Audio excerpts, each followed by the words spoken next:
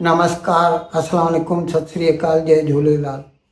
मैं हूं जी प्रेम मटलानी और आप देख रहे हैं हालात हाजरा का प्रोग्राम।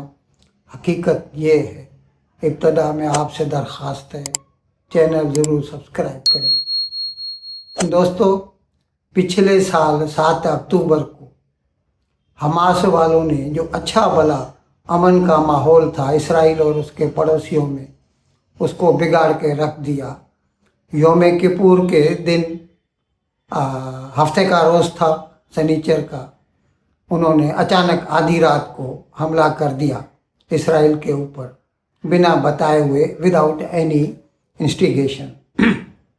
और तकरीबन एक रात में 1300 लोगों को कत्ल कर दिया और 300 के करीब लोगों को अगवा करके, और ख़ास तौर पर उसमें ख़वातीन और बूढ़े और बच्चे शामिल थे, उनको उठा के गज़ा लेके चले गए। ज़ाहिर है इसराइल को उसका जवाब देना था और इसराइल ने उसके दूसरे दिन गज़ा के ऊपर बमबारी शुरू कर दी, जो जंग आज तक जारी है।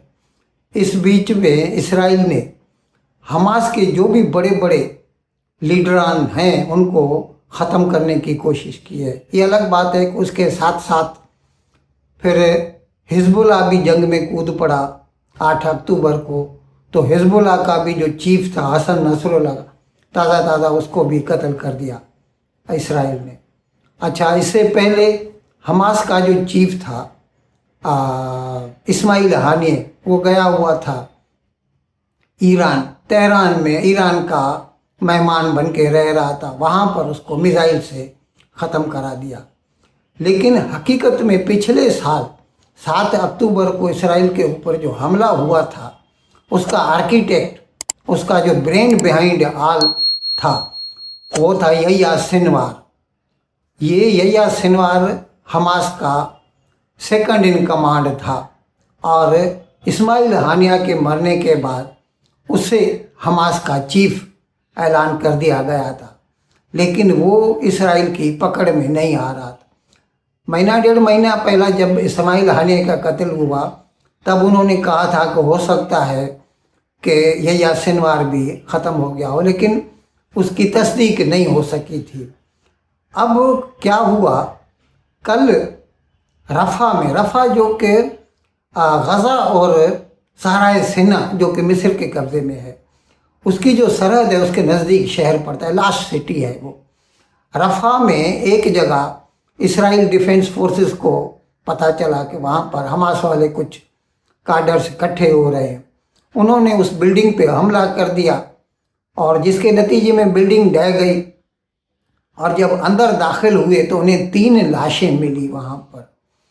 उनमें से एक लाश, उनको अंदाज़ा हुआ कि हो न हो ये यह्या सिनवार ही है। उसकी लाश को इसराइल लेके गए और उसका जो DNA है उसका टेस्ट किया गया, जिसके बाद उनको ये तस्दीक हो गई कि हाँ, ये यह्या सिनवार ही है।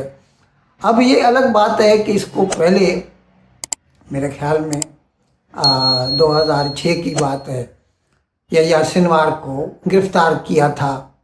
6 नहीं, उससे भी पहले की बात है। यह्या सिनवार जो है ना, इसराइल के कब्ज़े में आया था, 20 साल तक उनकी जेल में रहा और बाद में, नहीं ये 90s की बात है, 2011 में इसको छोड़ा गया था। 20 साल तक वो इसराइल के जेलों में रहा। उसने इब्रानी ज़ुबान भी सीखी, वहाँ पर कई किताबों का तर्जुमा भी किया इब्रानी से अरबी में।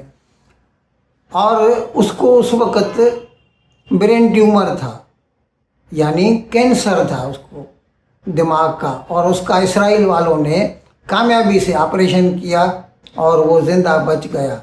लेकिन उसको बुच्चर ऑफ खान यूनिस भी कहा जाता है, क्योंकि उसने एक मर्तबा 12 इसराइलियों को एक ही वक्त में कत्ल किया था। और ये जो पिछले साल 7 अक्टूबर को हुआ था, इसके बारे में नेतन्याहू जो कि इसराइल का वज़ीर आज़म है, उसने कहा है कि होलोकॉस्ट के बाद, यानी जर्मनी ने जो 60 लाख यहूदियों को कत्ल किया था, उसके बाद सबसे ज़्यादा लोग जो मारे गए थे वो पिछले साल 7 अक्टूबर को, माने यहूदियों की बात कर रहे हैं, सबसे ज़्यादा यहूदी 7 अक्टूबर 2023 को मारे गए थे और वो उनको मारने वाला यही सिनवार था। और अभी बकौल नेतन्याहू के कि हमने हिसाब बराबर कर दिया है, उसने हमारे आदमी मारे, हमने उसको मार दिया, लेकिन जंग ख़त्म नहीं हुई, क्योंकि अभी तक हमारे जो यरगमाली हैं जिनको ये उठा के लेके गए थे वो वापस नहीं आए। जब तक वो वापस नहीं आएंगे, हमास वाले हथियार नहीं डालेंगे, तब तक जंग जारी रहेगी। गजा को 2 हिस्सों में बांट दिया है, नॉर्थ और साउथ, और दोनों आपस में नहीं मिल सकते। सिविलियंस को कहा गया है आप साउथ में चले जाएं, और ये जो हमास के काडर हैं जो जंग करना चाहते हैं उनके लिए इसराइल ने सीधा सीधा मैसेज दे दिया है, आइदर सरेंडर आर स्टार, या तो हथियार डाल दो नहीं तो भूख से मर जाओ। उन्हें एक दाना भी पहुंचने नहीं दिया जाएगा, और कुछ दिनों के अंदर ही इस जंग का इंशाल्लाह फैसला हो जाएगा। इन अल्फाज के साथ आज का प्रोग्राम ख़त्म करने की आपसे इजाज़त चाहता हूँ, लेकिन विदाई लेने से पहले एक मरतबा फिर आपसे मेरी दरख्वास्त है कि जिस किसी साहब या साहिबा ने अब तक हमारे इस चैनल को सब्सक्राइब नहीं किया, अज़राए करम इसको जल्द से जल्द सब्सक्राइब करें, प्रोग्राम को लाइक करें, शेयर करें और घंटी का बटन दबाना न भूलें। बहुत बहुत शुक्रिया। खुदा हाफिज़।